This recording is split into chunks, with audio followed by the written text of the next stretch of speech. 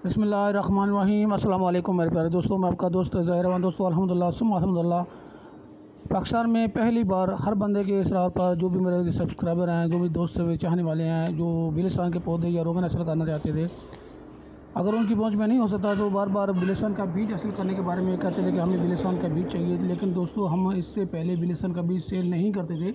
आपको बिलिस्तान के बीज नज़र आ रहे हैं और ये नीचे गमलों में लगे हुए यही बिलिस्तान के पौधे आपको नज़र आ रहे हैं। दोस्तों, मुकम्मल तफसील तो आपको जब लेंगे इंशाल्लाह आपको व्हाट्सएप पे बताते रहेंगे मज़ीद, क्योंकि ये वीडियो लंबी ना हो जाए, इसलिए मैं दोस्तों को साथ शेयर करना चाहता हूँ कि खालिस कुदरती रोगन बिलिस्तान के बीज हम पाकिस्तान के अंदर सेल कर रहे हैं। जिसमें दोस्त को चाहिए फ़ौरन ले सकता है, क्योंकि बीज बहुत थोड़े हैं।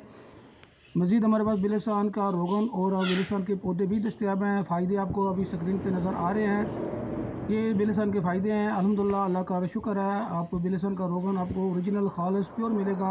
बिलिस्तान के छोटे पौधे आपको मिल सकते हैं, मुख्तलिफ साइज़ में, मुख्तलिफ रेट में आपको पौधे मिल सकते हैं। अल्लाह के हुक्म से हमारे पास ये आप देख सकते हैं। ये अभी जो आपको तस्वीर नज़र आ रही है, ये सऊदी अरब के अंदर है। ये नीचे जो गमले में नज़र आ रहे हैं, ये पाकिस्तान के अंदर हैं।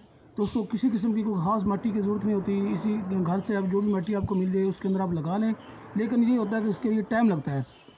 बिलिस्तान के बीजों को लगने में तकरीबन कम अज़ कम 15-20 दिन 25 दिन भी लग सकते हैं, महीना भी लग सकता है। मज़ीद लगाने का तरीकाकार आपको इंशाल्लाह बता दूंगा। इसको कैसे लगाए जाते हैं बिलिस्तान के बीज। इसके लिए कोई ख़ास मिट्टी की ज़रूरत है, कोई ख़ास इसके लिए खाद की ज़रूरत नहीं होती।